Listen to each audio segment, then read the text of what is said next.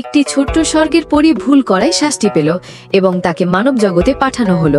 সে সরাসরি এক গরিব ছেলের সামনে এসে পড়ল। তার প্রবেশ এত ভয়ঙ্কর ছিল যে ছেলেটি ভয়ে পালাতে যাচ্ছিল, কিন্তু দেখলো মেয়েটি নড়ছে না। ছেলেটি ভেবেছিল সে মারা গেছে। সে চোখ বন্ধ করতে চাইছিল, কিন্তু চোখ বন্ধ হচ্ছিল না।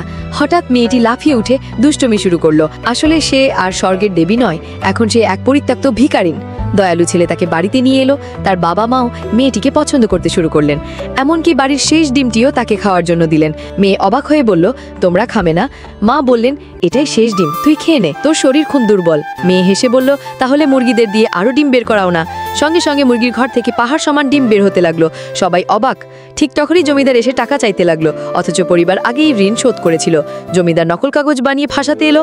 তখন মেয়ে বলল, আমাকে গরুর গোবর এনে দাও। ছেলে তাড়াতাড়ি নিয়ে এলো।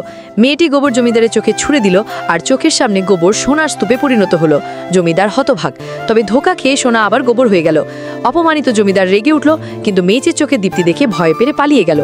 পরিবার চিন্তিত হয়ে পড়ল, জমিদার আবার আসবে।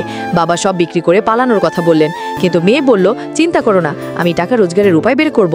তারপর সে বাজারে গিয়ে বুকে পাথর ভাঙার খেলা দেখাতে লাগলো। মা ভয় পেয়ে ছেলেকে সামনে করলেন। মেয়ে গোপনে ছেলেকে জাদু করিয়ে দিল, যাতে আঘাত না লাগে। পাথর রাখা হলেও বাবা হাতুড়ি মারলেন, আর সত্যি সত্যি পাথর ভেঙে গেল। লোকজন তালি দিতে লাগলো, টাকা ছুড়ল। ছেলে অহংকারে বলল, দেখলে আমি কত শক্তিশালী। কিন্তু পানি খাবার সঙ্গে সঙ্গে তার শরীর দিয়ে পানির ছিদ্রের মতো বের হতে লাগলো। মেয়ে হেসে বলল, উফ, একটু গন্ডগোল হয়ে গেল। ঠিক তখনই এক রাজকীয় রথ এসে থামল। রথে বসা রাজকুমারী অসুস্থ ছিলেন। মেয়ে তাকে জাদুকরি ওষুধ দিয়ে বলল, যখন সহ্য করতে পারবে না তখন খেয়ে নিও। সৈন্যরা মেয়েটিকে প্রতারক ভেবে তাড়িয়ে দিতে চাইছিল, কিন্তু রাজকুমারী ওষুধ রেখে দিলেন। রাতে দুষ্ট আত্মা এলো তার ভাগ্য চুরি করতে, কিন্তু রাজকুমারী ওষুধ খাওয়ার সঙ্গে সঙ্গে স্বর্ণালী আলোতে ঢেকে গেলেন, আর দুষ্ট আত্মা আহত হয়ে পালালো। অন্যদিকে জমিদার জেনে গেল মেয়েটি সাধারণ মানুষ নয়। সে মেয়েকে ধরে রাজধানীতে নিতে চাইছিল ভুয়া দেবীকে খুশি করতে। জমিদারের লোকেরা আক্রমণ করলে বাবা নিজের পরিবারকে বাঁচাতে লড়ে গেলেন, কিন্তু মেয়ে বলল, আমি তো তোমাদের জন্যই আছি, আমাকে নিয়ে যাও, তবে আমার পরিবারকে আঘাত করো না।